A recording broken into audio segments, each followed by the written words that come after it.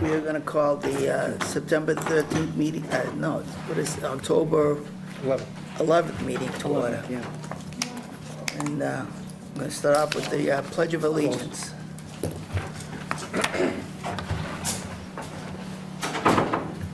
Pledge allegiance to the flag of the United States of America and to the republic for which it stands, one nation, under God, indivisible, with liberty and justice for all. All right. First order of business. Let me get through my minutes here. Approval of minutes for July 26th and September 26th. September 13th. They've been read and approved. Motion to accept. So moved. Second. All those in favor say aye. Aye. Opposed? And that's unanimous. We're going to table the open meeting law till later. Next one is Trails and Open Space, Havel's Park Estate Forest.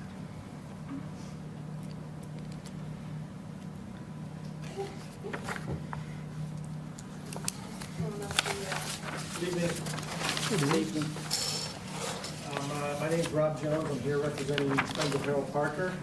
I'm also associated with Friends of North Andover Trails. We are interested in adding a boardwalk in Harold Parker on a trail that we resurrected that has been abandoned for quite a while. It's a fairly short 40-foot boardwalk over an area in the park that is seasonally wet. There's a small stream that flows through there, and we're asking approval to do that.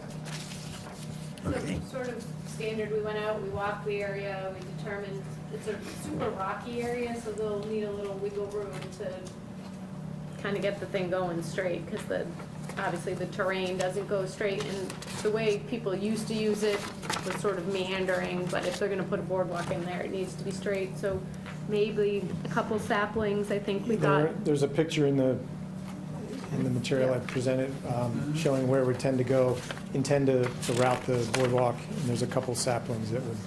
So you can see there's like a little white pine or two in there. Yeah. But you can see how it kind of went left and then went back right. It doesn't make any sense to make the boardwalk do that. And there's some really big stones, if you look off to the left in that photo, that wouldn't allow them to route it that way. But this is probably, goodness, maybe the third or fourth that you guys have done recently. Specifically, in Harold Parker, they did the really big one that brought the Bay Circuit Trail off the stone wall. Yes. So Right. all of them have turned out really nice.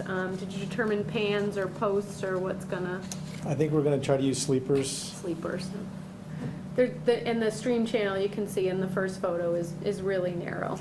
So it's not, there won't be anything in the stream, per se. Joe, any questions? Really just one of ourselves. Is there a procedure that we're following on this, or is it a small project? We just informational, correct? Do No, adminis- we usually issue them an enforcement order because the way we look at it is if we don't require them to have something in there, then it's gonna erode. Okay. Like a lot of the trails, and then you just have people kind of making their own trail when it's seasonally wet to go elsewhere. And that's exactly what my point is, we want to make this as seamless as possible, because obviously, if you can confine them to a fixed, solid surface, it's going to cause less foot impacts and bigger impacts to the resource areas in the region. So anything on sleepers, which technically could be picked up and moved, obviously this will be big enough that no one's gonna pick it up and move it, but when they have drilled and dug posts into the ground, we've done an RDA, but in this case, it's just sort of the minimal impact Okay, fine. type proposal. I have no other question. Deb? No questions. Doug? Motion? A move, actually, there isn't a motion. You're just going to issue a friendly enforcement offer. Right. All right, yeah. To conduct the work as proposed. Yeah. All right. All set? Second. Thank you very much. Thank you. Do I have to second? Yes, proposed and Deb, and, Second. right. Okay. It's unanimous. I don't know if the anybody's going to say no. Next one is small project, number 199, 55 Fuller Farm Road.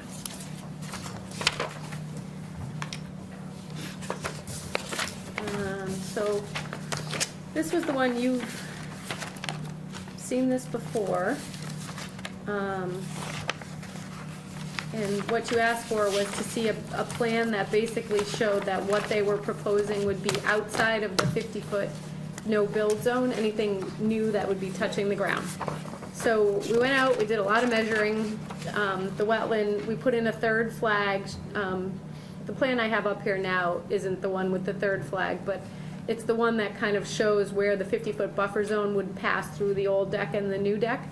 And you can see that anything that touches the ground on the new deck is to the right of that, depending on how you're looking at it.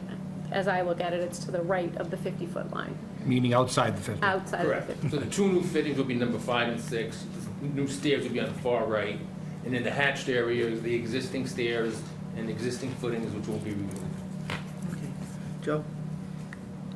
I think it was the last piece of information we needed was just to verify that it was going to be compliant with the small project scope, and it seems like it is. I'm all set. Deb? All set. Doug? Motion?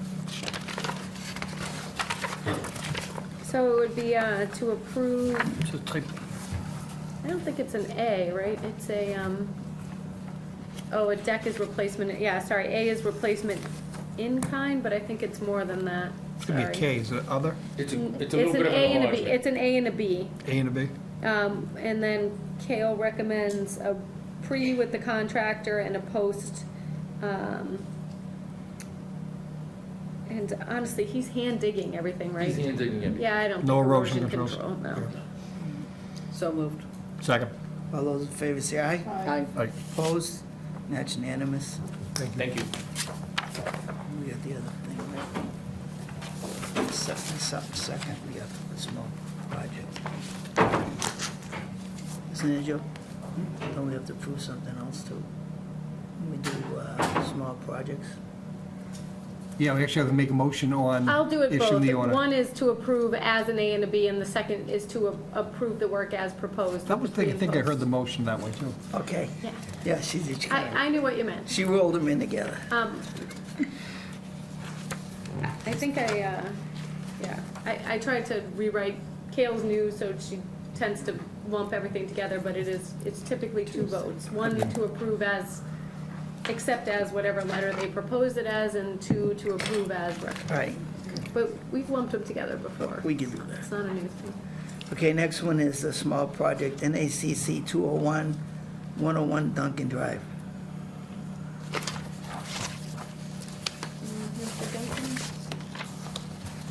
All right, well, I think we can cover this one. This is the small project permit that you required for the trees.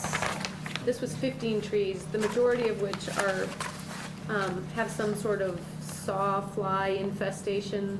I don't know that they're all white pines. I think they might be red pines. If you look at the photos, they don't all look to be white pines.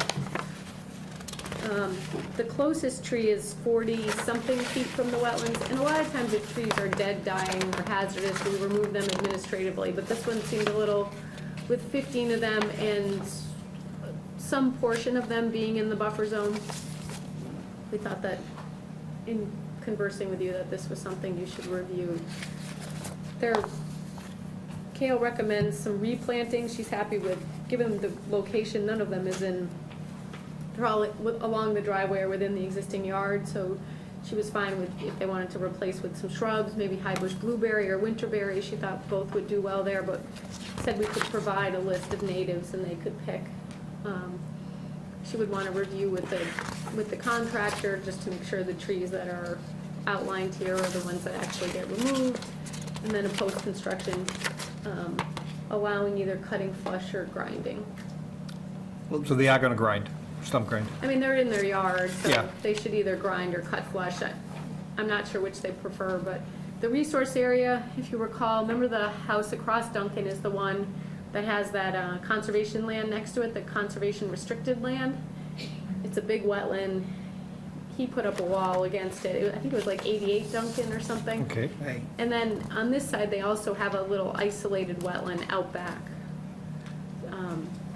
So in the back, they're more than 40 feet from it, and from across the street, I can't quite tell what the number she is, maybe one of your photos shows it a little better, but But separated by the street. by the street. Okay, questions, Joe? None. Yep. Doug? No. Motion?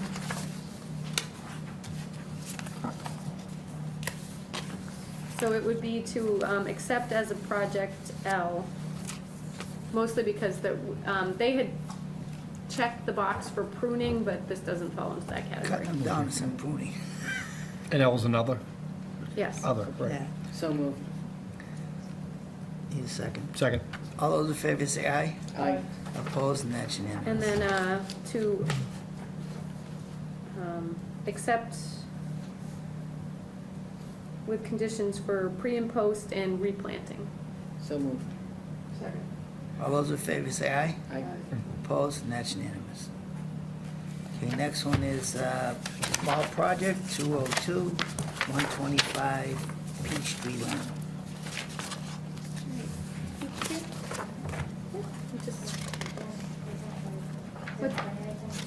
Yeah, no, we'll put it up here, so,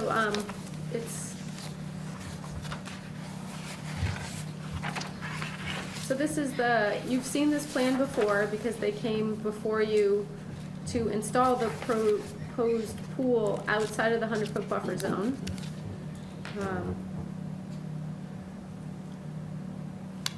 And there was construction access, and they were basically gonna dig up through that entire area. Now, I'm assuming in the beginning you were thinking of just enclosing the pool with a fence? Yes.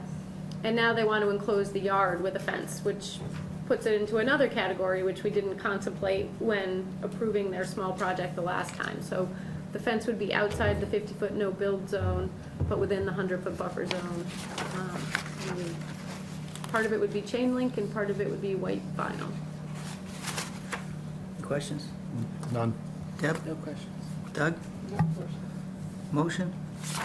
Approve NACC number 202, 125 Peachtree Lane as a small project H. Second. All those in favor say aye. Aye. Opposed, and that's unanimous. And then Kale just recommends pre and post. So moved. All those in favor say aye. Aye. Aye. Opposed, and that's unanimous. All set. So we'll write that up and send it over to you. Thank you. Okay, now the public hearing, an RDA Village Green condominium.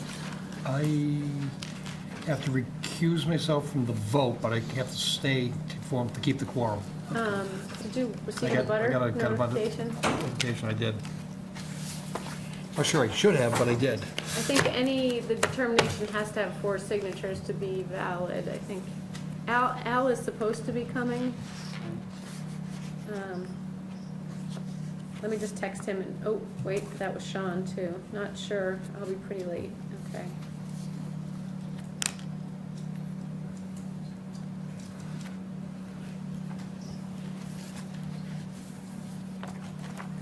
The issue here is, I received notice as an abutter to this proposal, not that I have an opinion one way or another on it, but open meeting law doesn't allow me to act on it. And when I take that position, we don't have a quorum any longer. So we have 2 more members who might be en route. I know, you would be. Okay, well, we'll hear one more, and then hopefully I'll know one way who can make it. Next So- one is 97 Commerce Way, Jet Center. So I think in a similar fashion, this one should be pretty quick. They, I did go out and review this wetland line, so that is confirmed. You don't have the butter, right? The tanks that they propose to remove are No, I'm outside not. of I the didn't get a 100-foot letter. buffer zone. And the only thing currently proposed within your jurisdiction is erosion controls. But I will let the consultant explain how they might wind up in your jurisdiction. Good evening, my name's Frank Postma, I'm with VA Engineering. Representing the Jetway, Lawrence Jetway, William Schneider, the representative there. I've also brought our wetland biologist with us tonight, Karen Stackpole. There's been a recent change in the underground storage tank regulations that the DEP is now requiring the removal of any single-walled steel tanks from the ground, and they're pushing for a replacement with above-ground storage tanks. So right now at the Jetway, in this area, they have two 15,000-gallon tanks. Big. We've mapped the wetlands. The tanks are going to be outside the 100-foot buffer zone. However, let me back up a second. We've also gone ahead and done some additional drilling, installed monitoring wells. We haven't found any contamination associated with this, but because we're so close to the 100-foot line, my thought was being is we did have to chase a little bit of contamination. We wanted to at least establish the line here, show you our erosion controls that are going to be in place throughout the project, and hopefully get a negative determination of this request for applicability. Okay, thank you. Okay. Joe?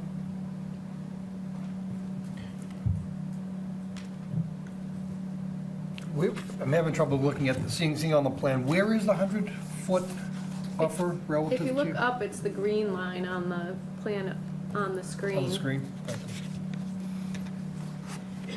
They sent me this nice colored up plan. So the double dashed broken line is the buffer zone. Correct. Right where Okay. that stockpile location is, they're just outside with the So stock. it runs through the edge of the, I'm sure they have parking spaces, or, they must be, right? They're not tie-down areas. Yep. Exactly. Um, Area 40 here. Okay, that would help.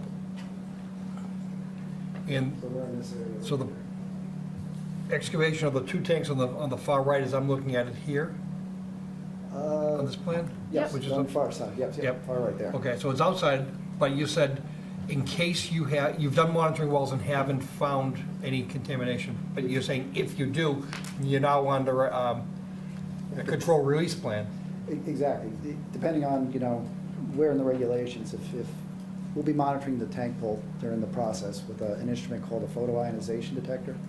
And there's a reporting requirement to the DEP if we exceed 100 parts per million on that detector, calibrated to a benzene standard.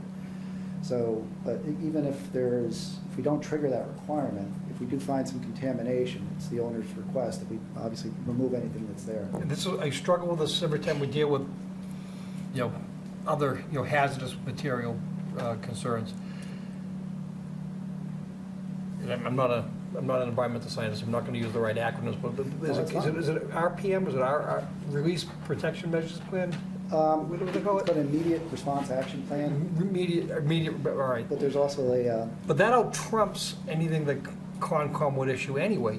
They're going to make you clean that up. All we would then need to be is notified. Well, so. But if we issue a When negative, they we brought want. me this plan, I said everything's outside the 100, and they said if they get caught in the situation where they're required to remediate soils beyond the scope of what they're showing here, they don't want to then have to, at that point, come in and file, the request for determination, wait the 2 weeks.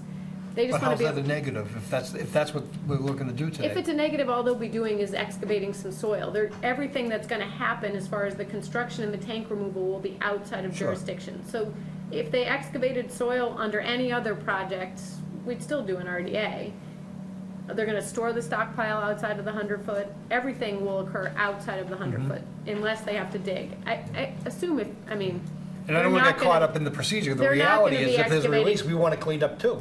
Right. exactly. And there's no way they're gonna be excavating all the way to the 25-foot no disturb zone where this would become an NOI. Okay. That's just out of the question, I think. Exactly. When we installed the borings, the material there was so tight, so dense, Even on the ones where we've known we've had contaminated soils have never, the contamination has never traveled that far. And this is, even digging for the wetland, it's a pretty dry as a bone situation. I think everything at the airport is flashy, right? It runs off of massive amounts of pavement Not into much an info area. into crappy soil, so there's no movement of Right. material. Even if it was a leaking tank, it's not going to move far. Right, I would agree with you until I get the tanks out of the ground. right. But so they're just covering themselves in case. So I think as an RDA, this is, I'm Probably okay. exceeds I the scope. understand. I just wanted to make sure that we weren't giving up something we shouldn't in exchange for what I thought was the DEP's we'll strictest still have standards. oversight, and I'm sure if something wound up that they were chasing contamination much farther than they anticipated, we'd know instantly. But there are They've been- monitoring wells and nothing detected. we had absolutely no detections. Right. Okay, I'm all set.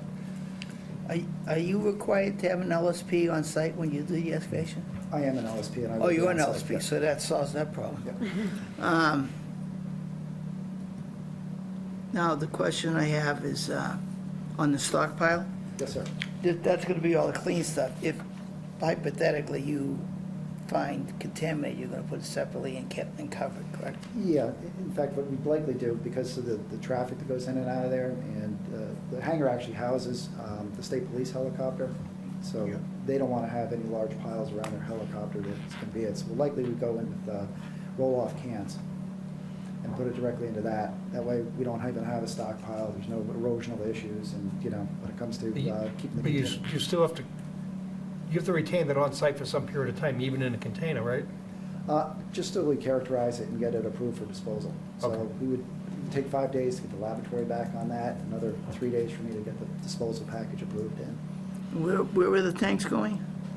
The new ones are down the bottom of the page. Right. And they would be in this gravel parking lot area right here. So, Okay. See the squares at the, Yeah, I see them toward the now. bottom? No, I do see them now. Okay. It says pump, not tanks. That's the existing pump right now. But Okay. those are, the location of the tank is going to be where the stockpile. On that is. concrete pad?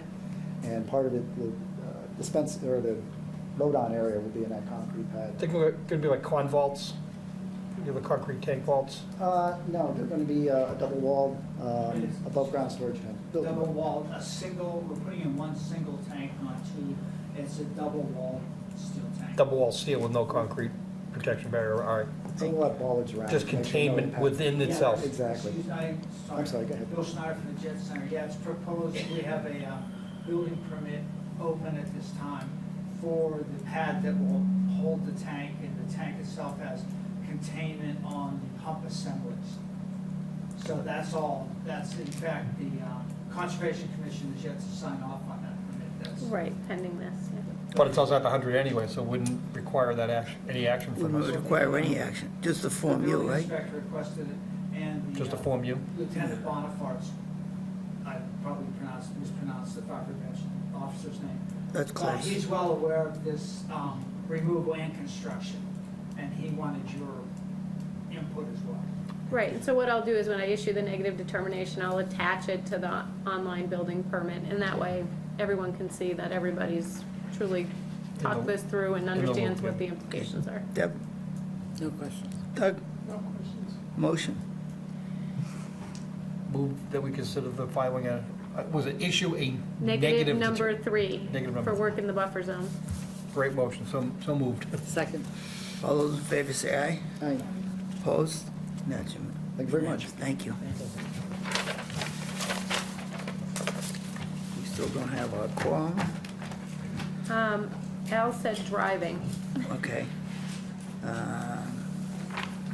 So I think the next is a continuation, so I just asked him ETA, hopefully he'll.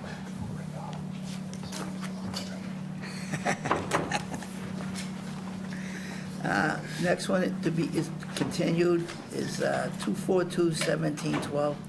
Motion to continue to when? Next meeting. Next meeting. So moved. Second. All those in favor say aye. Aye. Opposed, and that's unanimous. Next one is 2/4/2/17/17. Turnpike Street.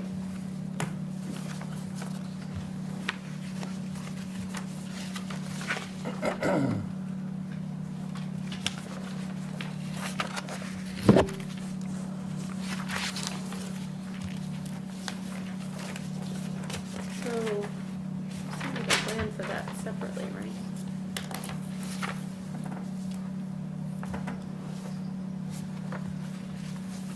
This one is, what's this one? This one is,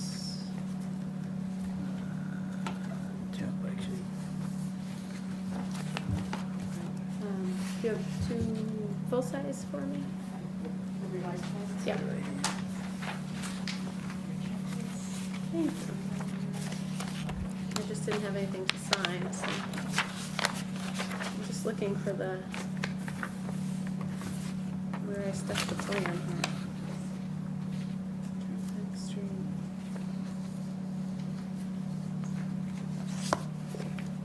can start with that. This is a septic system. Oop, I should grab you photos. Of the site.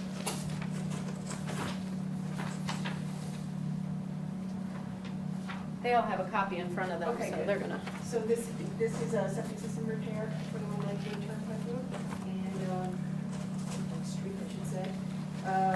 The wetland itself is off-site in this area here. And so the nearest point of the new system is 85 feet from the wetland boundary. There will be some work closer to even 85 feet, we estimate at 53 feet, but the limited work area, so it will be surrounded by vertical barriers, like stockpile area, equipment, access, and everything can occur I see it. 40 to 50 feet away from the wetland boundary. So I reviewed the wetland line. You've actually seen this wetland. The reason this came in front of you is they had put sort of an approximate wetland line on the plan, and we had a filing on the lot next door. They had a potential vernal pool on the lot next door. So the revised plan shows the 50-foot no disturb and the 75-foot no build. But I think anything constructed is outside of the no build, and the disturbance is beyond 50 feet. The lot is pre-existing and is like 20 feet above the wetland. I don't know if that whole lot is fill material or Yeah. what, but it is, Everything out there was filled. it is a strange slope down to the wetland. It's just, let's say it's not natural. So they do have a shed out there, which would be in, but it's an existing shed. The only thing that sort of concerned me is out to the back. They have like some drums and a lot of, it's like almost like a fort in the way back. I don't, do you know, Yeah, I can go all the way back there. I don't know. so that was just something I didn't know if the commission wanted to, maybe we could have a conversation about cleanup back there. But other than that, no concerns. I talked to the Board of Health and they are very near, if not have issued approval for this, is what they told me. It looks like it's a trail over there. Like a light tail. It looked like they had a tree fort or something. Oh, there's kids right here. Obviously, this will be an improvement to existing conditions, since this existing system requires upgrades. Yeah. So here we I'd go. like to get the work done this fall, if possible, but it might have to, depending on the weather, contractor availability now, because this has been a little bit delayed here, so Here we go. I hope you'll be able to get it done. Well, we have, So they have everything on the plan, construction access, stockpile area, dewatering area. This has gone through Board of Health already? Yes. It was a variance, So right? there, I think he said he was writing final approval, is what I heard from them. well, we have a decision here. You have a decision. I already drafted a written out. decision so that if we could get it out as soon as possible, would give them the opportunity at least to get through the appeal period. Okay. Any questions, Joe? The only question is on that outbuilding, for lack of a better phrase, out back. I mean, I haven't seen it other than the photograph. Is there, It's hard to tell. is there a concern? Do we even know if it's on property or not? I'm pretty sure it's on the property. It's not on the scope of this plan, that's why it's not shown. It's really way out back, but it, you know, there's some kind of drum out there, there's, Two drums in the photograph. yeah. But I can't tell us what it is. It No, almost and looks like it's a kid's I didn't fort. go, I didn't, no, it's not a kid's fort, but I didn't go exploring. I just sort of, that was one thing. I would recommend that, Is this a subject replacement in anticipation of a sale of the property? no, I think they've had a long failed Just a system. is failed- the Yeah, I under- mean, eventually, they'll have to take care of it. You know. But that's not what's motivating it now. But no, it's not something that they're anticipating will be, not selling or anything like that. Like, I Well, they think, might never have an opportunity to get stuff out of there with heavy equipment, so even if they got in there with a little tracked excavator and pulled it out, I mean, they're not getting into the wetland to get that out of there, are they, or? Oh, no. We're talking, this site is way above the wetland, and that's within the buffer zone, but by no means in a critical concern area, and there's access to it. You can, it's kind of up a little hill. All right, I'm more inclined to maybe make it a pre-construction condition that the determination of what those things are, and then depending on that pre-construction visit, make a decision to remove it or not at that time, right, but not hold it up tonight. Okay. And just yeah, I had, the only other condition I had put on it was that they would monument that sort of existing tree line along the edge of the wetland, so that there was no further encroachment. Yeah. Deb? No questions. Doug? Motion? Move that we close and issue a decision within 21 days or 21 minutes. Second. All those in favor say aye. Opposed? And that's unanimous. No, if you're gonna condition Yeah, them. oh, You're well, gonna we'll con- review the conditions at the end of the meeting, but they're fairly standard. We can condition a pre-construction that includes reviewing the cleanup area. Right. Potential cleanup area. Very good. And Al said 7 minutes, and that was probably 2 minutes ago. So that will be available. Yeah, I'll sign issue, that. I'll try to get it out tomorrow. They'll sign it tonight, and I'll get it out tomorrow. Thank you very much. And that was because this was delayed from the last hearing that we didn't have, so they really had filed 2 weeks ago. Next one is 242-1719 Mass Ave in Chicory Road, Mass DOT. I'm not sure we want to get into that if we want to approve his in like less than 5 minutes. Is there something else we can take out of order that'll go fast? Yeah, we have one on Deer Meadow. Is that's not too hard. Yeah, no, I don't think Chris Bradley is here either. Let me just pull up the plans, and if Al's not here in the time. I don't think, I would just go with the Mass Ave DOT. Okay, that's fine. I don't think it's Give that. Al a chance to get settled, too. Yeah.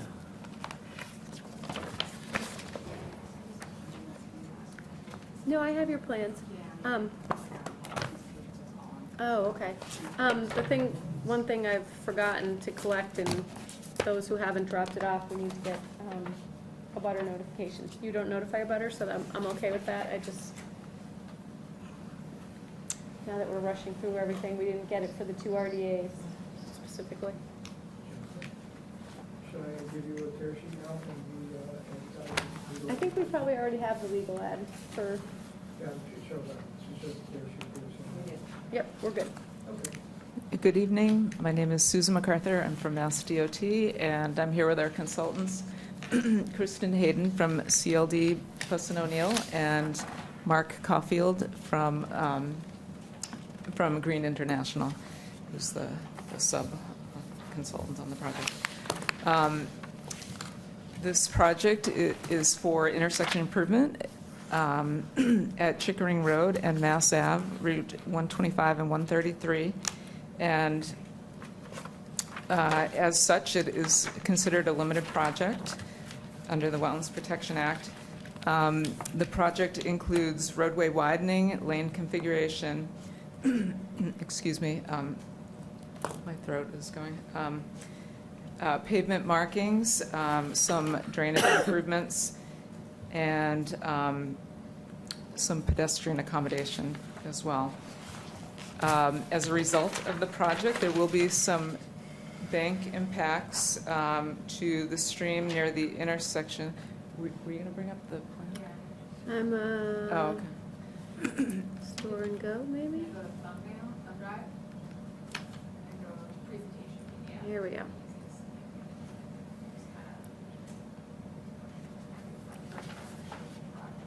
There we go. Shows the project location, yeah. So there will be some bank impacts to an intermittent stream, a small amount, and which Mark and Kristen will get into a little bit. So just as an overview, and there'll also be, there is a drainage ditch on the side of Chickering Road that does have wetland vegetation within it and hydrologic features. Can you And go to the second sheet? yeah, you might want to, One more. yeah. That's No. pavement That has the markings. swale along It's pavement Chickering. markings. There's one that shows the swale pretty good. This one? Well, it's sheet 42 of the submission set. Yeah, this is more for us, you can pull up the actual application, probably get sheet 42. Okay.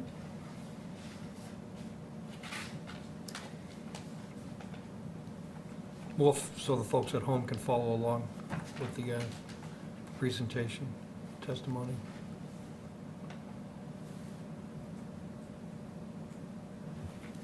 Is it the full? Assuming you want this one for, Probably.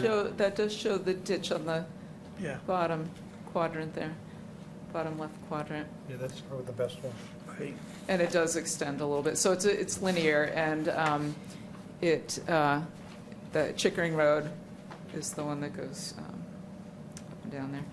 And so that, it does have wetland vegetation, and so we are proposing to grade that out and enhance it, essentially enhancing the functions and values of the wetland, making it a little larger, removing invasive species, and then reseeding it with a wetland seed mix. But I'm going to turn this over to Kristen. Yeah. And I just want to add that originally we came before you, I don't know if anyone recalls, but back in August of 2016. And as an RDA, we got a positive determination just due to the amount of impacts and whatnot. So we're back for the with an MI. and there is a full stormwater analysis too, which I'm sure you'll get into. Yes. I don't know if you want an overview of the overall project, or if you're all familiar with it at this point?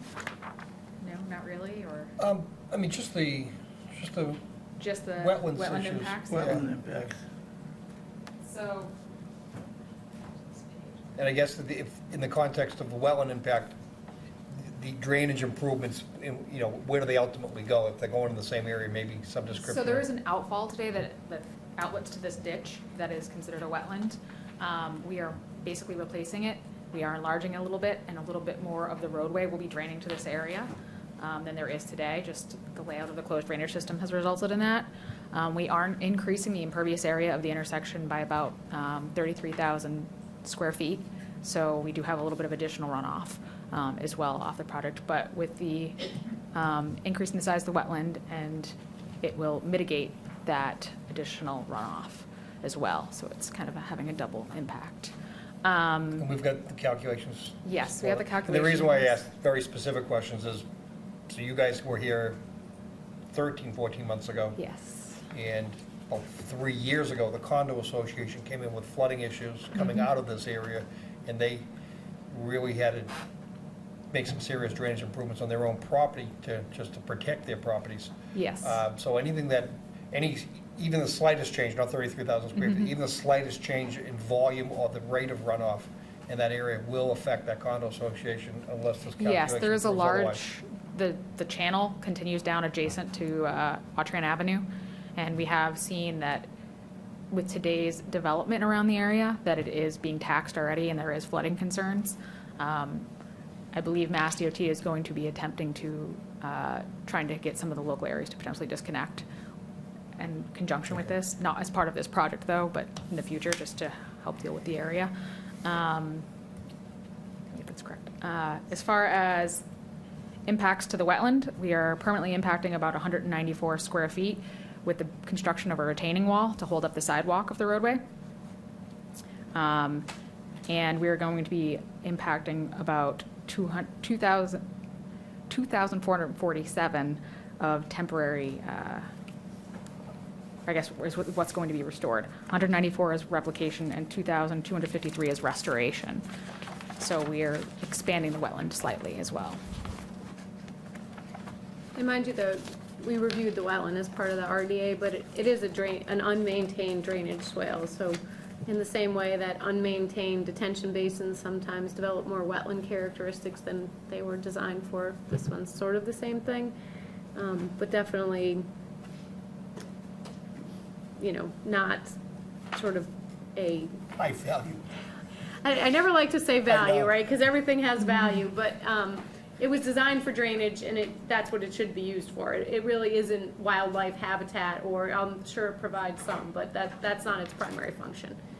It's largely for mitigating stormwater runoff. Yeah, none of this has been maintained for probably 40 years. Some of I the would trees in think. it are quite large, yes. Yeah. There is no wetland upgradient of it. The ditch is, It has fed- its own bordering it has its- vegetated. yeah, That's it. yeah, It's the ditch and its own little fringe of bordering vegetated wetland. Now, we're on the Mass DOT intersection at Mass Ave and 125. Okay, thank you. Yep. Joe? Oh, you have any questions? No, So I just, far? no, I was just focusing on that particular concern of, That's the major part of the wetlands, is the, that. the scope of the whole project, that's the only. No, I know. location. No, there are no, there's- additional wetlands. There are the B-series wetland is across the street, and I'm sure we'll get to that, but, that's probably the. Diagonally. yeah, there's a Let's B take series it- kind of like let's- bottom left. B-series on that Yeah. is to the far left of the plan. Yeah, that's why I want to take it, we should take it in small doses. Do you have any questions so far? Deb? No. Doug? No. Okay. My question is there any land taking in this of resident, because I know there's no, There's an easement that is proposed for this area. there was an easement? Yes. And the abutters have been notified?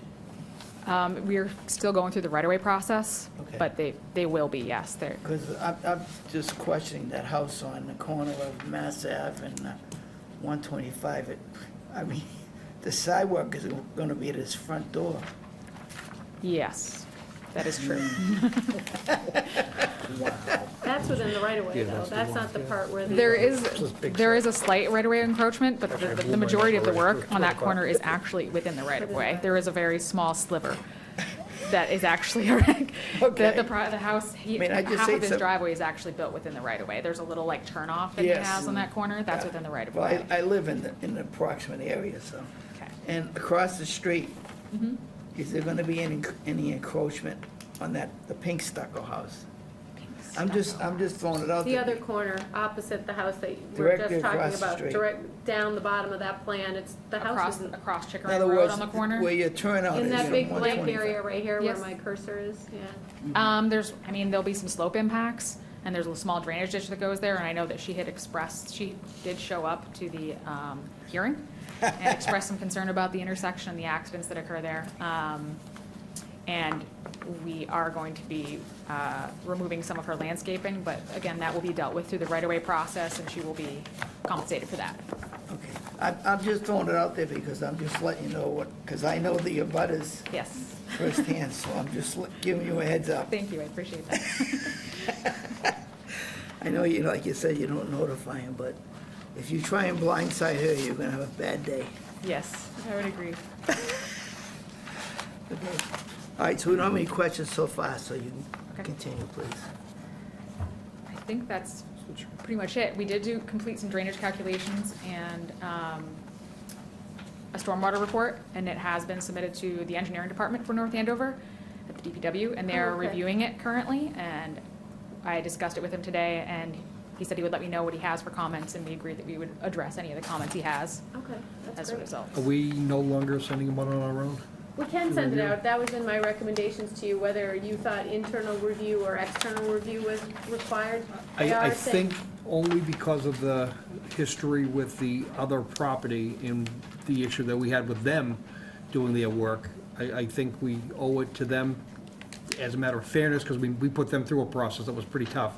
And at the same token, we want to be able to verify and be able to hold our heads up high when there might be some sort of allegation of drainage impacts, and if we can say, look, we reviewed it internally, we sent it out for review, and everybody was satisfied. I would just pause momentarily to allow DPW to review it. We do have a very good town engineer, and if he said he would review it, then I would wait to see his comments and concerns, and if they seem to exceed the scope of what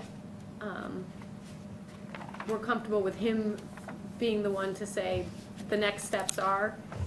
If he reviews the calculations and thinks the capacity is there, I would be inclined, because this intersects with town roadway too, so the town's concerns are pretty integral here as well. Mhm. And if he would always copy us, if we have a filing Yes. to, so I would be happy with just waiting one more step before we send it out for review, because we're also in the process later on the agenda tonight of talking about our next peer review process, given that our current peer reviewer has retired. Right. So I'm not sure what our current engineer knows about the area, and the constraints would exceed what someone new I'd coming be- to this process would know. I think it's a good recommendation to wait and see what we get and discuss. I thought there might be some haste in which we wanted to move forward to at least start a review process, before the next meeting. But I think there's either gonna be one more step with him for you to address comments, or we could always at that point say, I mean, we can even authorize at that point, if we think further review is necessary, then to go out Okay. to review. Could you just review, because one of my comments to them was you proposed the cleaning of the drainage a little farther down in the Phillips Brooks Paper Street. Oh, yes, the One of my outfalls. concerns was, and I'm all for the outfall cleaning, as we'll talk, we did walk all of these areas, and there are some major restrictions to the water in this Phillips Brook roadway. It's the fact that the thing practically drains back to the pipe instead of draining out toward the school. But we did identify a wetland out there, and what I wanted to know was, does the scope of the plan just not get to the wetland? Because I thought we talked about clearing or getting the grade all the way out to the wetland. That is what that tree clearing is showing, is it's out to the location that we showed. There's a pipe outfall right on the left, right there, right on at the end of that Right. tree clearing, and that's where you and I had said, that's where the wetland begins, so that's where we limited our grading. But you didn't identify the wetland being, could we just add a plan note maybe, even if we don't survey the wetland flags out there? So it does open up at that point into a larger wetland, and the flagging was there, and we did review it and confirm it. I would just be more comfortable if this work actually showed being in jurisdiction, whereas currently it looks like it's not. Okay. Is Phil Brooks, that's the driveway to the That's Atkinson, the right? entrance to the This, attic. Yeah, okay, where okay. this area is not anything, this is strictly a drainage out, but yes, Phillips Brook does have roadway on either end, just not in what the area you're looking at is the middle of the woods. Okay. Yeah, it's a, Yeah, it, because that's wet. It's As also, is- it's, I don't know, it's due to. These two are also, one is right by the exit to the middle school, the one-way exit, on the far right there, and the other one, again, we crawled down in there, and there's we couldn't even find major the tree pipe, falls honestly. Yeah. right at the pipe outlet, and the water's routing around and doing crazy things. So all of these, cleaning out these areas where the water exits will improve the drainage dramatically for the entire system. And And that'll the probably DP solve the problem across the diagonal from that house, where the subdivision is, that's Mhm. awful wet now. Sure. The So- DPW also requested that we clean these areas out because they were having issues with things backing up in their own glazed drainage Right, system. So- that's because the drainage system that's there is ancient and non-functioning. Yes, correct. Okay, as long as we're on the same page. Right, so we need to. So it's just a plan now. Good, Okay. good. I've got a question, it's really not conservation related, but what about the traffic improvements at that intersection? There are many traffic improvements that, Especially traveling on Mass Ave in a southeast direction, as you enter that intersection, you have a straight through and left turn lane, and you've Yes. got a right turn lane. And I'll tell you, there's no one using the right turn, very few using the right turn lane, and you've got to get into that to go around the damn cars that are sitting there trying to take a left. yes, Is that gonna be improved? Yeah, that is right on the going to be street. Yeah. improved, yes. That was identified as one of the major issues with the intersection, because it does create a blind spot for cars trying to use the right turn lane as a through lane. So yes, that is being improved. Like Doug says, going left on a 125, I mean, I've seen traffic all the way to Green Street, trying to get up that. So there are capacity improvements, there are safety improvements, there are multiple turn lanes that are gonna be added through the intersection, there's slip ramps. There's a slip ramp, as I call it today, heading south on Chickering, there's also gonna be one heading north to accommodate the larger vehicles to be able to turn. There's gonna be 5-foot shoulders to accommodate bicycles and bike lanes throughout the intersection, there's also gonna be 5-foot sidewalks throughout the intersection. That's why when I asked about that house, Yeah. because they're gonna take quite a bit of land from that guy. I mean, it's not his anyways. Not taking lane, It's take part of the function. right-of-way. Take his function It's away. not his, they're not taking anything from him. Yeah. Yeah, they are. If it's part of the right-of-way already, Right. they're not taking anything. No, from I him. know, but I'm just saying, the guy's gonna go out his front door and he's gonna get hit by a Well, car. that's, Take away the whenever they trespassers built the enjoy. house that close to the street, that's Well, what the they house were. has been there And long. there'll be Close some to the major right-of-way. tree clearing, just so you're not surprised. They did survey at our request a bunch of the trees, and so it's clear as you go through the plans what will need to be removed. Federal highway money? I'm not entirely sure, I believe so. Is this on the tip? Is this a federal highway earmark job?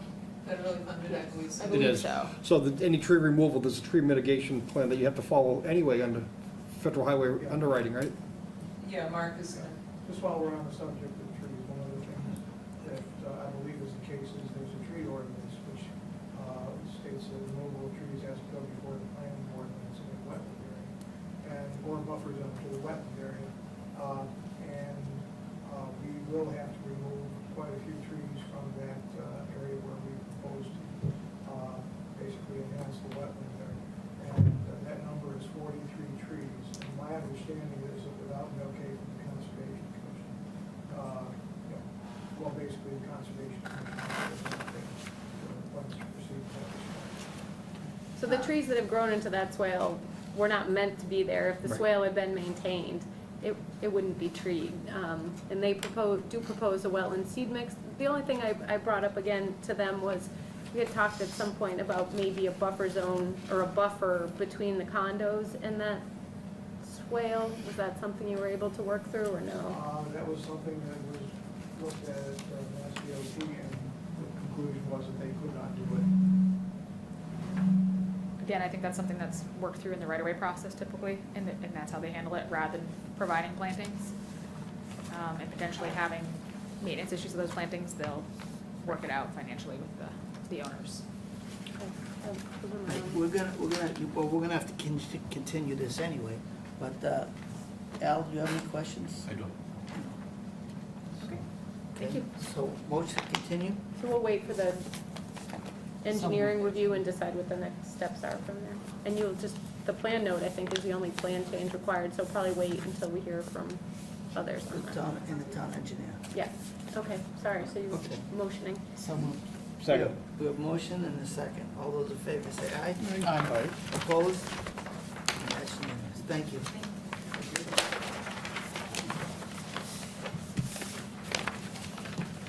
All right, moving All right, backwards. we're going back to Village Green condominium. Same neighborhood. Yeah.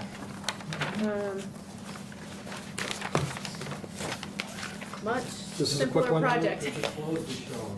So let the record show that I'm recusing myself as I received notice as an abutter. It's fast though, so I don't need to leave the I don't think, table. do you want something different than that, or? I was gonna show a little map of the things, but it's already wet now. Yeah, I can't- I'd it's have too to much, down then. and, Okay. That's can I fine. keep That's the fine. program from this, or do you want this back? Okay, that's great. Just now, we didn't take it out, but computer will yell at me later. I've seen this plan, so it's pretty straightforward. Very straightforward, yes. I wouldn't go crazy on it. Chairman, members of the committee, for the record, I'm Andy Street, the civil design consultant, here on behalf of property management of Andover, who is the property management company for the Village Green condos. This is about a total on 11-acre complex. There's several buildings there all connected. The town roads, you come in off 125 from Village Green Drive and swings around Jefferson Street and Kingston Street and Layden Street to get back around. So it's a big loop. There's buildings throughout, walkways throughout, parking lots mixed in. The town, not the townhomes, the condominiums intend to remove and replace and otherwise repave all the internal walkways and parking areas, possibly over phases, but that is a long-term intent. And this portion that you see on the plan in front of you is the only portion of that project located within jurisdictional areas of the commission. So the areas you see in red, first these wetlands were flagged. Norse Environmental was out there in August. So this is a fairly recent delineation. The areas in red are the limits of the work that is proposed within the 100-foot buffer zone. It's all removal and replacement. There's no increase in impervious here. The walkways are there now, they're paved. The parking lots are there now, they're paved. The nearest disturbance is about 51, 52 feet from the wetlands. There's nothing in the 50 there either. And we also propose erosion controls, whether it be silt socks or hay bales, whatever suitable for the condition, we're happy to put those surrounding the work there to make sure no sediments migrate towards the water. Jen, do you have the pictures of the sidewalks that you showed me today? Oh, yep. Sorry, we've been moving through these so fast. So I haven't give been- these, So I went out and reviewed the wetland line, fairly straightforward. This is the wetland that, we just issued the COC on the Layton, duplex that was constructed. And, so this wetland drains into a fairly channelized stream, intermittent, and flows down behind the pool. That's one, you are not paving in the condominium complex below, or Correct. right. There's another complex below this one, which has different buffer zones, but I kind of assumed from what I saw of your plan, overall plan. So their work is very minimal in the buffer zone. And my only question is, that are there catch basins? There are catch basins, I believe the nearest catch basin is, it's here. So this driveway pitches this way towards the street. I don't know if you can see it. And where does the drainage go from the catch basins? Because generally with paving, we just require that you put, during the paving process, you put silt sacks in the catch Sure. basins. Yeah, we can do that anyway. I think it's a very good question about where it goes. Right, So so we're happy to put those in just. some of them may just dump out into the drainage swale, and some of them may go out to 125. I think it depends. Given that the thing pitches to the back, I'm guessing most of the drainage goes to resource area. So silt sacks would be my recommendation on top of what's been presented. Al, any questions? No questions. What, Joe? Recused. Oh, that's right. The only questions I have, you said earlier that they're talking about phasing this project. Potentially, they're Potentially. evaluating If you're gonna financial phase it, we would like us to have a phasing plan like we did at, Well, all we need No to do is pond? be notified for this phase for pre and post This construction one. inspection, right? When Because you're the gonna other play in phases this wouldn't area. concern us, other than still put the silt sacks in the catch Right. basin. but, This would be a part of a large, all this work would be done as part of one phase. all right, so when you get to this phase, Yeah. we'd like to be notified, so we can send somebody out there just to review Certainly. what's gonna be done, and then that'll be it. And like Jen says, the silt sacks and the catch basins. Yep, not a problem. But just so everybody knows we're on the same page in those two wetland areas. Those silt sacks, those might make sense. 12. I think, and you can move them as you move, like if you pave an area, take the silt sacks out and move them to the next area that you're paving. It's only for the duration of milling or, well, you're a full removal, so that's why we want them in there. Your full removal of the parking lot? Yes, Well, that's being evaluated. If we can get away with the mill, that would certainly be favorable. Some of these areas are really settled. Pretty down. bad. There's some It's pretty structural old. issues there. Yeah, I think it's very old. Yes, Yeah. Well, like I said, just this area here, if it's gonna be phased, we wanna be notified. Yep, absolutely. Okay. Any questions? No questions. Motion? Wait, you didn't ask them. Doug, I did, I looked right at him. We're shaking. Any questions, Doug? Oh, okay. I didn't hear Shook my head you. no. Sorry, I He's didn't very- hear you. he's See, very I quiet didn't hear over you, here. Doug. I know he doesn't wanna say Silence. anything. Don't worry, when Doug wants to talk, he'll know. Okay. Good point. Right? so All right. this would be a negative number 3 with pre and post and catch basin protection. So moved. Second. All those in favor say aye. Aye. Opposed, matching. And note that phasing plan for this area here. And Joe recused from the vote. All right. Thank you very much. I know we all know that I notified, but Yeah, I know. I forgot everybody else's, so. Yeah, they had to, because condominium associations are individual parcels, they had to notify everybody. Ouch. It's crazy, but, sticker shock when the bill comes in. yeah, just so you know, in the future, return receipt is not required by the commission. We do the other ones, so. Proof of mailing. Okay. But everybody feels better when they get something back, so. Thank you very much. The next one is 242, 1718, 60 Deal Meadow Road. So, Greg Hockman, who would usually present these, had an emergency, and I thought he was sending Chris Baragas, but I think he said Chris would be late, so let's just, The table is? yeah, we'll move through the rest of the agenda, although it is a septic system repair, and this is the one where they like lowered the crane down onto the back property, so there aren't a lot of alternatives. But we have some other things to go through. The next one, did we continue 255 Hay Meadow?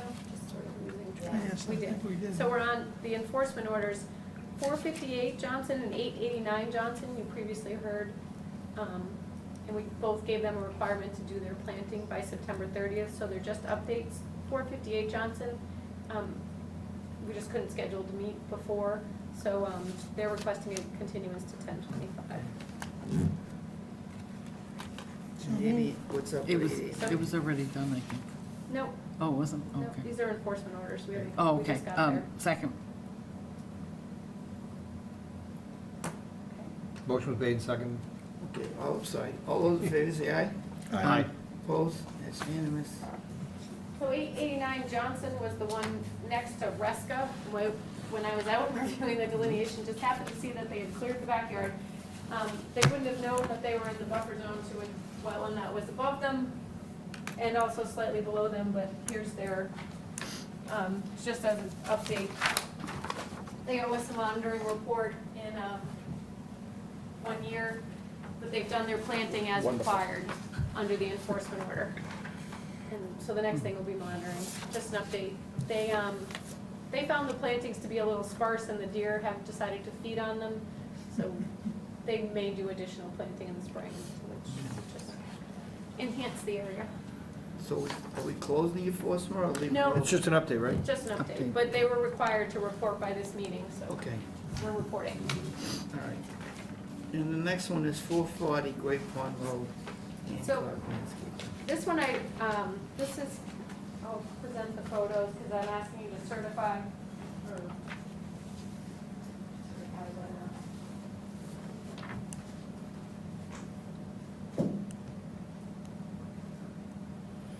You should be familiar with the address. Well, certainly been a long time. Yeah. Certainly been a long time. How long has it been? 02. 02? Yep. Wow. Time flies when you're having fun. It's a long time. 40 Great Pond Road. Your father built that one, the first house, 65. 65? Wow. Remember everybody came to see it because it had a heated room. What he built isn't there. No. No, I know. There's just to never make it to my. Well, you don't know, they might have built around it.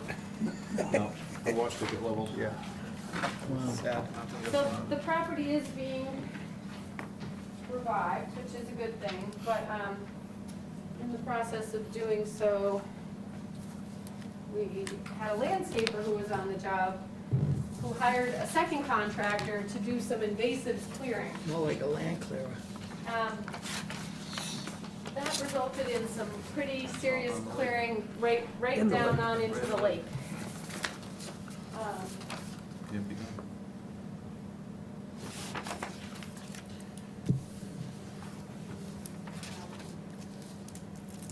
So we issued them an enforcement order requiring them to hire a wetland scientist and do a restoration.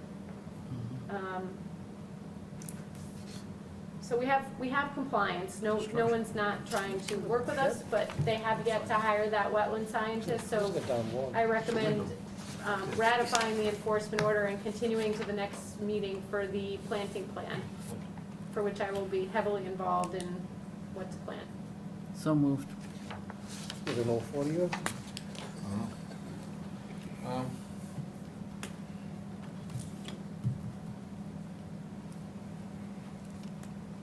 So what was cut in the lake was primarily river birch.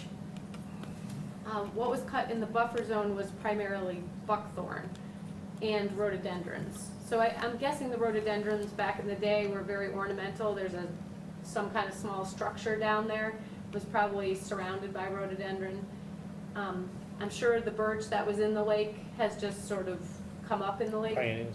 Yep, and so there are probably somewhere in the neighborhood of 35 trees cut in the lake.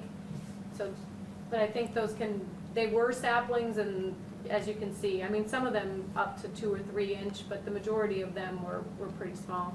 So sapling replacement along that above high water should be a pretty successful replanting, I would guess. The area that was the rhododendrons, that's largely been overtaken by buckthorn, will be a little more of a challenge. You know, once we review with a wetland scientist, I'm guessing replanting with rhododendron wouldn't be the worst idea. If they will thrive there, they'll get big, and they can potentially outcompete the buckthorn if maintained, and, you know, if the buckthorn's maintained out. Is rhododendron a native? Rhododendrons are native, yeah. No, I guess they're in ornamental hybrids that are, Yeah, I mean, this is an upland area. As a buffer zone restoration, I mean, outcompeting buckthorn's gonna be a pretty, almost impossible. so the only thing that seemed to be big and growing in that particular area was the rhodies. I mean, we could do mountain laurel, we could do some other species, but, Who's taking responsibility for the cut? the landscaper. The landscaper was acting on their own with no direction from anybody? So the landscaper had hired, An arborist.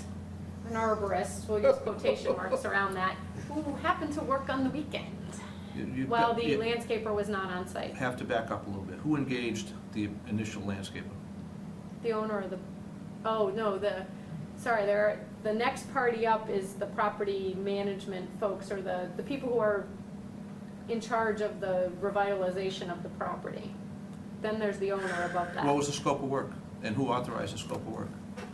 So the, But ultimately, the owner is responsible. well, the property Ultimately. manager hired the landscaper. The Without getting into landscaper this, hired the Yeah, arborist. listen. the owner's responsible, Yeah. and what I guess, maybe Al's point is, unless I'm speaking out of turn, and I am, the owner's responsible, let him sort through who the heck to hang it on. But ultimately, it's an encumbrance on Well, the I property. think the issue here is the landscaper hired someone that the owner did not approve. And so Okay. now the landscaper's on the hook. Okay. We don't know any of this. We're Right, assuming just facts, being- not evidence. Well, we And- sent a certified letter to the owners, we know who the owners are, and they did not accept it. Okay, so, you know, Joe and I appear to agree here. Start at the top, not at the bottom. Okay, you do know who the top is, right? I have no idea, and I don't care. Oh, okay. I couldn't care less. I didn't know either, but they really, above all else, What we've was- been very consistent, friend or foe. We No, no, had I- a similar situation to this on the other side of the lake. And we hung it. And we did, we hung them out to dry, and we had the owners and the landscaper in here, and the owners fell on the sword, the landscaper did the work. And I think that's the same, I don't think there's anything different here. Then I want to know who did the hiring, who authorized the work, what was the scope of work, where did this thing fall off the rails? It fell Because off it's the too rails easy with to, the landscaper. it's too easy to point the finger at the landscape, No, too we've easy. had, No, I think that's pretty much the. We've had Well, either conversations. that or he's falling on the sword. The Goldsteins own the property. So they hired a property management company who hired a landscaper. And I've gotten that from the property management company and the landscaper. They both agree that there's a hierarchy to this, and he then hired somebody who he didn't have control of. this guy that we have listed here is taking full responsibility for what's happening. Because he hired the guy, and the guy was supposed to just take the invasives, and he clear cut everything. I can see from the And if pictures it what was wasn't for the done. harbor master. And the problem I have is, with a cut like this is more than just an oops. This is Right. not an oops. Okay, with a cut like this, I personally am not satisfied with restoration. So I stood on the property and asked up and down how anyone who's involved in the trades would think walking into the town's drinking water supply and cutting trees was anywhere near, I mean, And restoration is the least. There's no plausible deniability. And You yeah. knew what you were doing. And I'm not satisfied with just restoration, not at all. I mean, we can find them, but that's fine, but we have cooperation, and I think. I'd be cooperating too. Everybody cooperates when they get caught with a smoking gun. They're always sorry and they always cooperate. Yeah, Well, we I think education has been provided in the, I wish I had video I of had my conversation with discussion with this them. guy, and he had, this guy, that's on the, had no idea what was going on. He was away, and that's why he said, whatever the Conservation Commission wants done, he'll do. The lake, the treatment plant notified us that there was someone with a chainsaw operating. He never, what you see there was never authorized by anybody. That's what he said. And to know the guy, or to know and to speak to him, you would tend to believe him. Yeah. I'm sorry, I have real trust issues. I don't believe anybody will. Yeah, I know. And That's why you're in law enforcement. that's why I do what I do. And No, but you're right, this, you don't trust him, but you also verify the facts, and it just doesn't add up. this is the kind of oops that, okay, hey, you know, I'm sorry, but now we have to wait 20 years for it to grow back. Well, they will be at the next meeting. What do you want done? I want more than restoration. They will be at the next meeting. more? I want fines. I want fines. Well, then suggest that. Well, My Take it thought to the beyond owner fines. and find the owner. Someone who bought a multi-million-dollar property isn't concerned about fines. I think what needs to happen here is education, and in my opinion, what we got back on the other property on, across the lake next to Brook School. Which was nothing compared to this. Was 100, it was pretty significant. Granted, everything they cut was Norway maple, but they gave us back 100-foot buffer zone from the lake. Well, I wasn't even thinking that way, I was thinking sail away. Well, that's That an was still an ongoing open process. So getting back a buffer zone. So that didn't work. Right. Getting back a buffer zone would be acceptable and a good start. Right. I think getting back a bigger buffer zone, because currently in a section of this property, they mow down to the lake, which is in nobody's best interest as our drinking water supply. The history of this property, if you go back 65 or 70 years, this was dairy farm property. It was owned by a gentleman by the name of Arnold Whiteside. And he grazed dairy cows on this property up until the late 50s, when it was then, the title was changed over, and then eventually a house built on it in the 60s. So it has its historical meadow, okay? But you're right, the mowing down to the edge of the water was never an exercise. So if you want me to not pound the table, I don't need a whole pound of flesh, but I want a good half pound of it. I can recommend that the restoration plan, so at the next meeting, I expect the property management people and the landscaper to be here. You know, the landscaper, I mean, I'm sorry, they do what they're told, you know? They do what they do. They don't take artistic license. I'm so not buying that. I know he's gonna fall on it because he wants to keep working, but they don't, nobody tells him, hey, just go in there and cut whatever you want, buddy. No problem, send me a bill. Come on. Cut it out. Yeah, I'm not gonna try to determine who told who what, but That there may is a have happened. hierarchy, and I will get as much of the hierarchy present at the next Well, meeting wait, as I then can. you wanna draft up, do you wanna draft up a resolution that would be satisfactory to the commission? I have drafted the resolution, but I can expand that to require restoration of the 100-foot buffer zone. At the very minimum, 100 feet. At the very minimum. I thought that's what we were gonna go for anyways. At a Well- minimum, There was 100 feet of what was cleared in certain areas, but in certain areas, there was a rough meadow down to the lake. yeah, well, you know what? We've had people with small little backyards that have 10 feet of space to walk in, and we've had them give up. This 100 feet or more, this isn't gonna be an issue. 100 feet's fair. That's what we That's what we did together. to the others, 11, Right. 16 Great Pond So, Road. my thing is And to they try and monumented be it. consistent. They monumented it. as I well. would be interested, and I'm sure Mr. Manzi would, if he sees the planting plan and the restoration plan, make sure to certify out. Well, you can just send me a PDF. I will huh? email as soon as Right. I have it, but I anticipate that we won't have it before the next meeting. So the recommendation for this particular meeting, as Deb motioned, was to ratify which I will revise the enforcement order to include restoration of the 100-foot buffer zone. Restoration and establish it as a no disturb zone. Correct. Which No will also- activity, This is also a nothing. violation of the watershed protection district, so it will need approval from them too. And if there's a footnote, put on there that there could be possible fines. So they're not. Well, let us at least reserve the right, okay? All our letters say that we have the right to levy fines Okay, if cooperation is not forthcoming. okay, I think you're gonna say cooperate. But you have the Every time I cooperation. see a major operation like this, it brings me back to the, what was that project over by Kenny Ray's place, where the guy went in with a D9 bulldozer and cut 800 feet of hill? By the interstates. Not, yeah.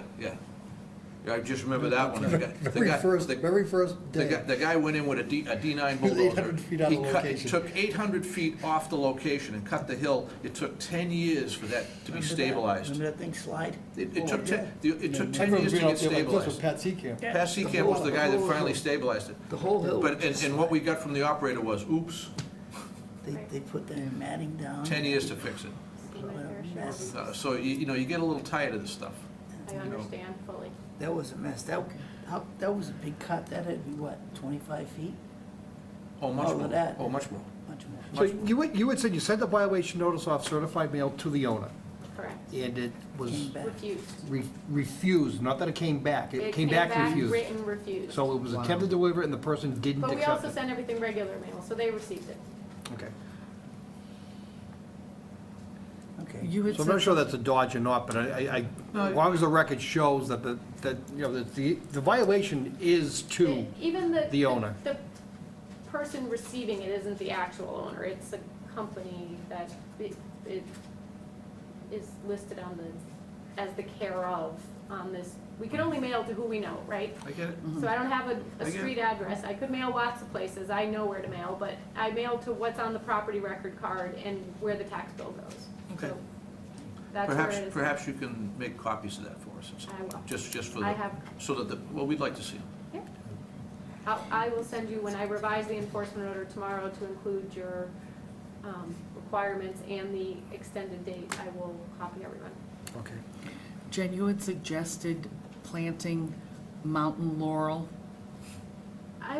What I plan to provide is a limited list of native species, so that we're not telling anybody, we don't want to be responsible for the success or failure of any particular thing, Yeah. but we will provide them with a list of native things that could be used in that area. Also, if they engage a wetland scientist, then the wetland scientists will also be recommending.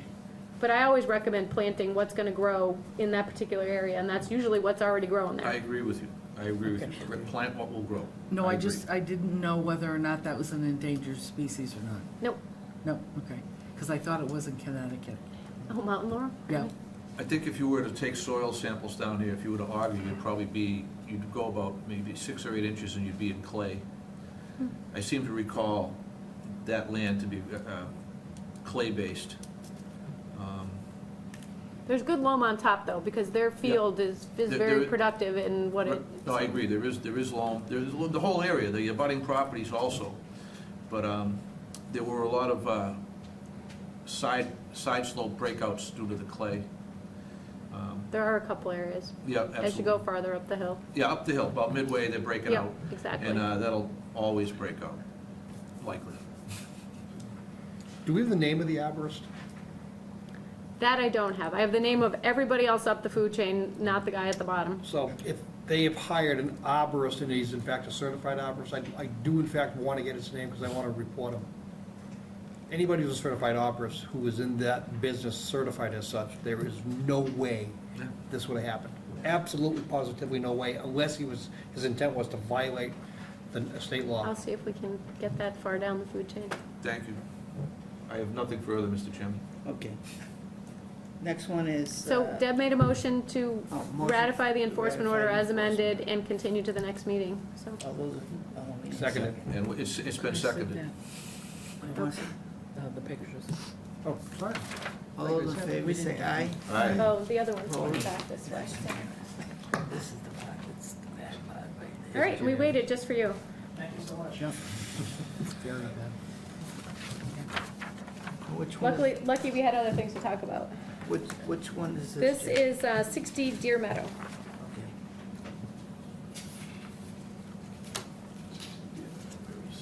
How was the contract, we're gonna touch this with a 10-foot pole? So, How was the contract? Was this septic, Jeff? yes. Okay. A separate So, Chris, contract, I should say. Greg sent me the revised plan that you submitted and the letter that went out to the Board of Health, so they have both. So what's displayed is the revised plan, not what was originally submitted to the commission, because they have made changes in response to Board of Health comments, which you also have. All set, Mr. Chair? Okay, fire away. Thank you, and for the record, my name is Chris Sparagis from the Engineering and Survey Office of Williams and Sparagis. Greg was supposed to be here this evening, but he had a family emergency, and I'm filling in. Just came from Peabody, the Peabody Concom, too. So, nice to see everyone this evening. This is a notice of intent application for number 60 Deer Meadow Road, and it's for a septic repair plan. And we're here this evening representing the owners of the property, the McCurgy family, and they live at the end of Deer Meadow Road. And just to put it into perspective, we're sort of east-southeast. Right near the Boxford town line is where this subdivision is that was constructed back in the late 1980s. We're right at the end of the cul-de-sac. And just to give you an idea of the lay of the land, this is a 3.4 acre parcel, and it opens up quite a bit. But there's a significant elevation drop, as much as 40 feet from the house site down to the wetlands edge. In the existing condition, the septic system is down about 30 feet below the existing home, and it's in failure. It's in a flat area that was filled. We found that out when we went out and did our test holes. The existing septic system is also appears to be within 50 feet of the wetland, down in this flat area here. So we came before the commission for a request for determination to do test holes because it was determined pretty quickly that we had, after we flagged the wetland line, that it appeared that the septic repair would have to happen within 100 feet of the wetland. And so we secured that RFD to do our test hole program.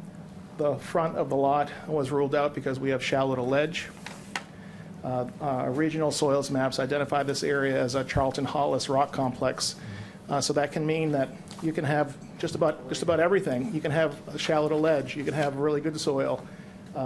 And we found that in the area in the vicinity of the existing septic system at the lower shelf area here, that there was a significant amount of fill, 7 to 8 feet of fill, before we got back down to the native material. And then we went out into that peninsula area that shape is can't miss it there, and we found native soil on top of that small knoll. And what Greg did is he then went back to the office after we did our topographic survey and located the wetland flags and our test hole data. And after establishing estimated seasonal high groundwater, which is only about 32 inches or so below the ground surface, he designed a septic field that was long and narrow. And what we were able to achieve by doing that is that the leaching field is more than 50 feet from the wetland. And where we're proposing the work, we've identified a limit of work that does not incur into the 25-foot no disturb zone. So we have a couple of wetland resources, and the reason why we're here, of course, is that we're within 100 feet of a bordering vegetative wetland. This is a low-lying area lying between Deer Meadow Road and then Foster Street, which is over here. Foster Street does some funky things here, but Foster Street is right across the street from us. In between is a pretty big valley, and on the FEMA flood maps, it's also called out as a Zone A. However, elevation not determined, so just a Zone A. So we know graphically, in these cases, we'll take the FEMA flood map and we'll throw it on the plan. And of course, when we drew that line on the plan, it sort of bisected. It didn't make a lot of sense. So Greg did some research and found that there had been some LOMAs, or letters of map amendment, that were relatively recent across the wetland on the Foster Street side, 2 different properties, at number 680 and number 708, where they established an elevation of 123. Chris, And- just to save you, they already approved under the RDA the wetland line and the fact that this isn't in the, Oh, really? Okay, Yep. so I apologize, You're good. not to waste your time, no, okay? no, I'm just, you don't have to keep going, we already, Okay. we wrote that into the determination. All right, excellent. So the proposed work, if you will, then, let's just go into, this is an existing 4-bedroom home, and it's a proposed 4-bedroom repair. The septic system complies with Title V. And the construction schedule that we're proposing for this work is to install a silt fence that'll be backed with a 12-inch mulch stock at the limit of work. And that line is highlighted in yellow around the entire site. It's very steep on both sides of the home. This is a garage under on this side of the home, and it's very steep on this side, a little bit less steep on this side. And so we've identified a location of temporary construction access. So we've run our silt fence and erosion control line all the way up and around this area here. So the expectation is to come down in this fashion. The homeowner has interviewed a couple of installers. One of the installers thinks it might be easier for him with his particular equipment to come down the other side. And so we have a note on both sides of the plan that potential construction access points. Just a quick question, if you came down the other side, would you construct that ramp that you were proposing under the RDA to access for the test pits? So that's what would, the installer didn't think that would have to happen with this particular track machine. I personally think it's a little bit too steep, and I would direct them to Do some grading. come down this side, which is much easier in my opinion. It's much less steep. And so of course, once the erosion control line is in place, we would propose to install the system and then stabilize the site and wait for everything to be stabilized. We've got a couple of different shades of green, so full disclosure, this is sort of maintained landscaping in the backyard, this lighter green color. This is wooded, and so we are going to be taking some trees down in order to install the repair and do some of the grading in order to maintain that 4-foot separation from the bottom of the field to the estimated seasonal high groundwater. But it's really 16 inches of fill, uh, thereabouts? from the finished grade. To the bottom of the bed, 16 inches of fill, and then cover. That's right. So it's So- like 2 feet. So we are, it's a very challenging lot. I know we picked it up from another company that had given up on it. And Greg, I think, did a really nice job to find a spot here that honors the setback. We have a fully compliant Title V system. We did seek and secure a variance from the local requirement for having a field greater than 100 feet from a wetland. That's what we're looking at here, and I'm here to answer any questions that the members may have, Mr. Chairman. Okay, thank you. Al? I'm set, I'm all set with it. The only thing I'm unclear on is, depending on which contractor uses the access, because I think defining that, either it's give them both alternatives now to permit it, or we have to handle it as a modification later on. Yeah, I think offering them both alternatives. My concern is down the other side, they're also clearing. That is also vegetated to the right. So I would suggest some reestablishment of more than just loam and seed. Is the access is gonna be incredible, but material stockpile, I noticed there wasn't is there a material stockpile on the plan? I know you have an construction access, but I don't see a material stockpile. No, I asked for that and dewatering, because given the grade, you might need to dewater as well. So those stockpile location and dewatering location should probably be Because on the plan. getting the material down to where you're putting the septic system is gonna be a challenge. It is. It is. We can identify a stockpile area. As far as dewatering is concerned, I guess it's possible, so we should have a plan in place. Especially if you end up doing it in the spring. Yeah. My other concern in the wooded area, what we generally, when you're clearing and you're this close to resource area, and there's this much clearing involved, I think at least when I was out there with Greg, he talked about a location that would sort of minimize the number of trees that needed to be cleared. I don't know if this final location sort of allows that to still be the case since you haven't identified all of the trees. But I'll probably throw in a condition that would have us flag the limit of the clearing prior to the installation, just to make sure we can kind of review and determine that everything that they've proposed needs to be cleared. Because I'm sure there's some concern for root intrusion beyond the, There is, for the The life of- the life of the system. yeah. Jim, can't we define where we want the construction access to be? I think we leave that up to the contractor and then discuss what the best means of protection and stabilization Yeah, but post. this project is kind of unique. I don't want to dictate means and methods Yeah, on I this don't one. either. And we've shown, Mr. Chair, we've identified approximate location of temporary construction access to be loaned and seated following the installation. So one along this side and then another door on this side. So the plan does show both as potential access All points. right, that's fine, but you're gonna have to. But I'm put not sure the words are adequate, given the actual condition of them. I mean, establishing a loaming seed after bringing equipment in over an existing area, especially if, I don't know when they're gonna do it, we haven't gotten to that discussion, but, you know, loaming and seeding Yeah, they're may, gonna have to map this or at least hydroseed and tackify it. There's not just this. there's some stabilization beyond simply loaming and seeding. It's I gonna think we can slip, slough condition right that down. depending, and I think if they, again, the right side is vegetated and probably should be reestablished vegetation. The left side, I think, is probably too steep to establish vegetation. Well, so depending on which side he goes to, he's gonna want to stockpile.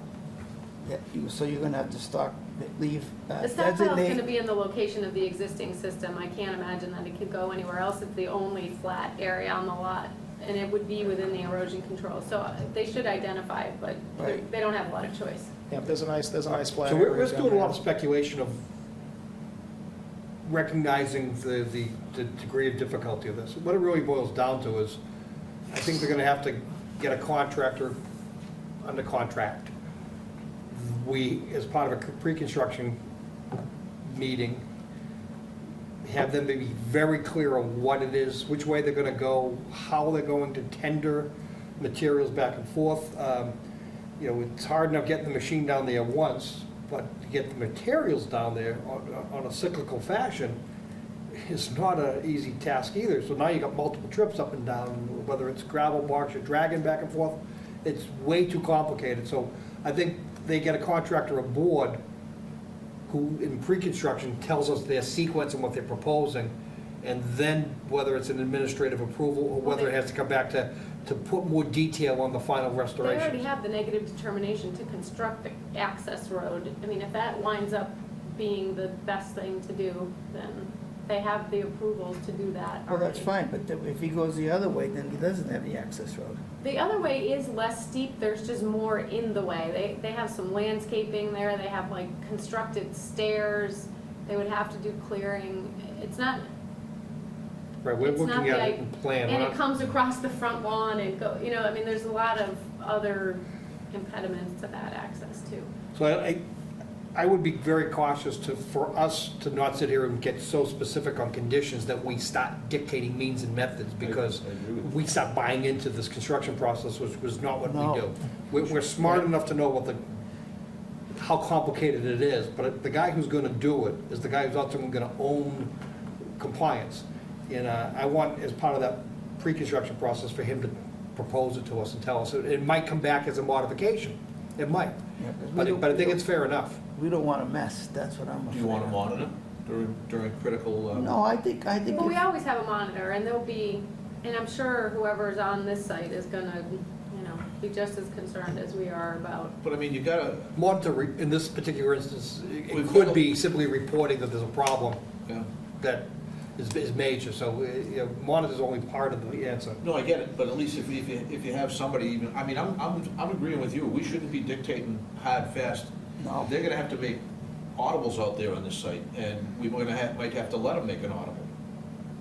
Otherwise, you know, this is almost a done deal, the house is there, you know? Right.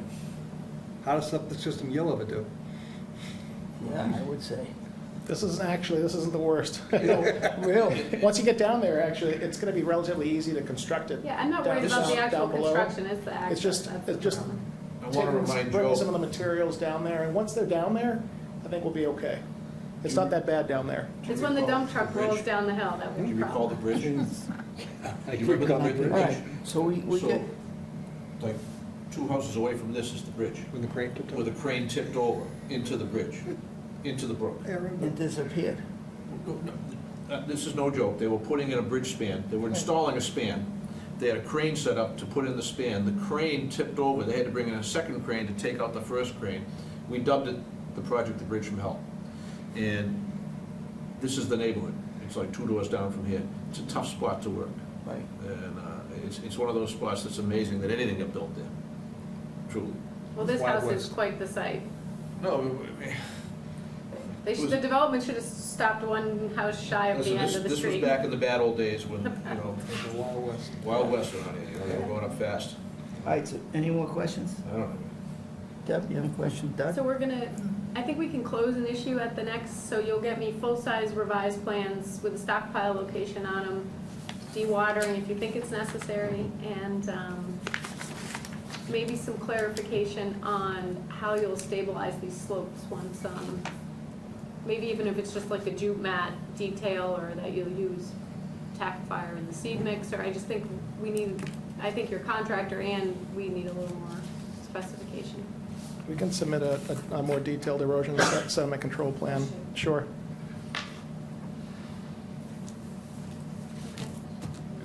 And then I'll draft it so that if we have everything in place, we'll be ready to close for the next one. Okay, great. So it's 10:25. Keep it trimmy.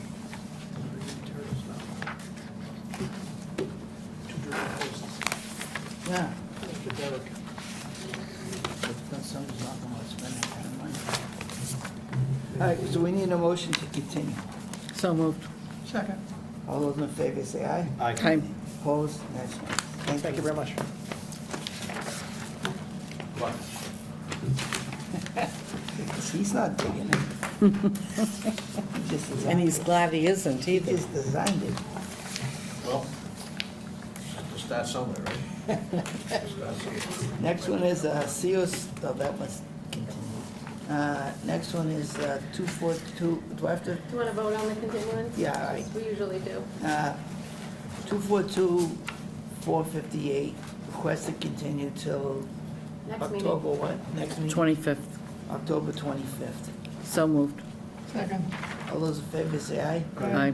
Opposed, and that's unanimous.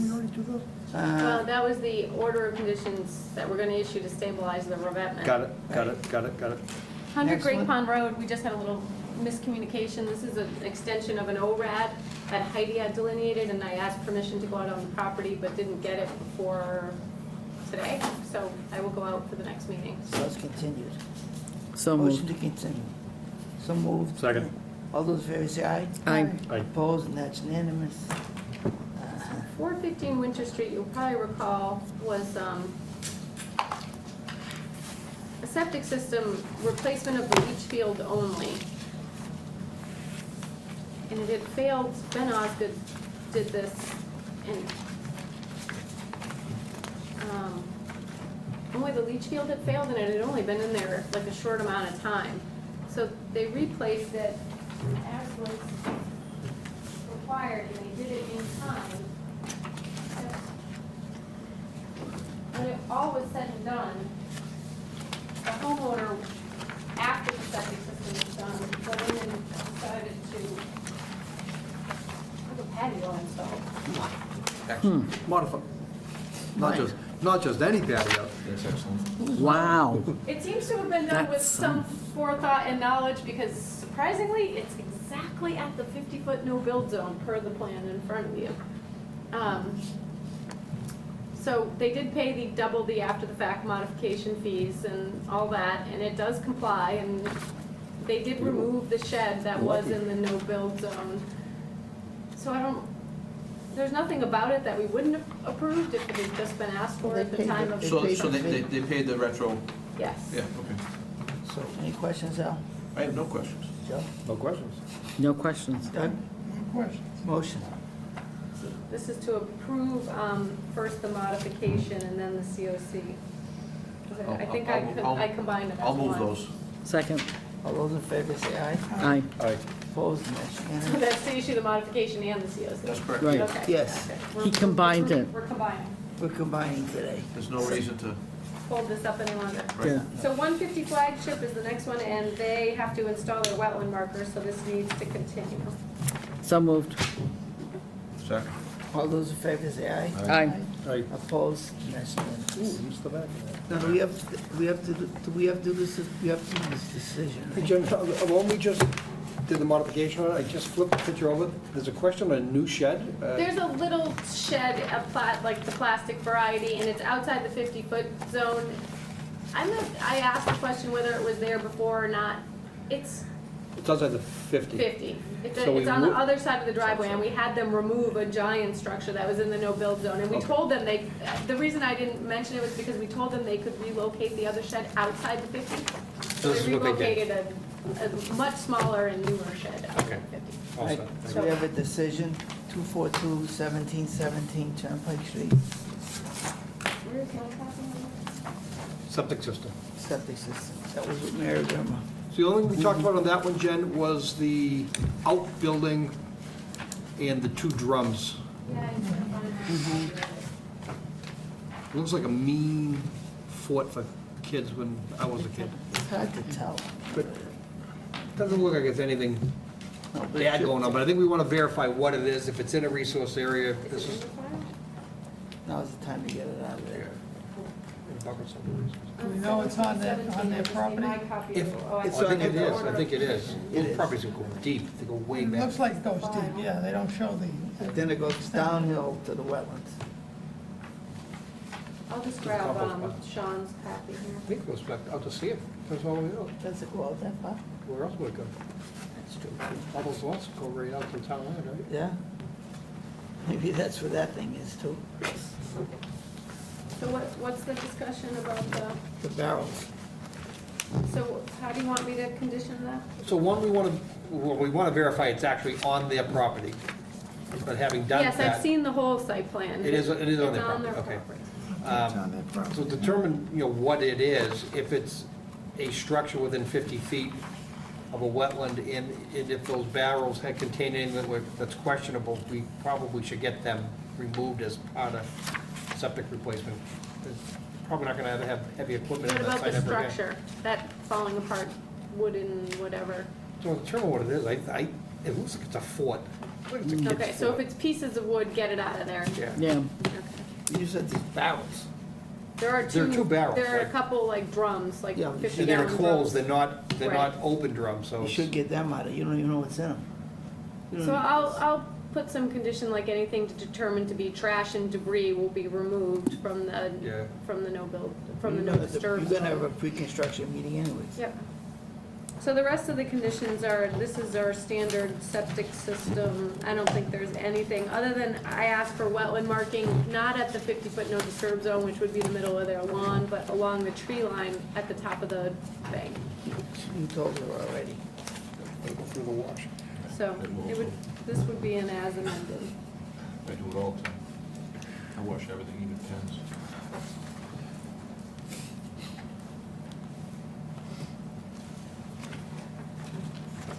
Any questions on the decision? Vote? No, I'm all set. What? Want to vote on the decision? Well, they said there was anything else to add to it. Ready to go. Okay. As amended. Make a Yep. motion. Move that we adopt as amended. Second. All those in favor say aye. Aye. Opposed, and that's unanimous. Motion to adjourn? So Oh, moved. no, we have the open, we have the Joyce Just- Bradshaw so- thing.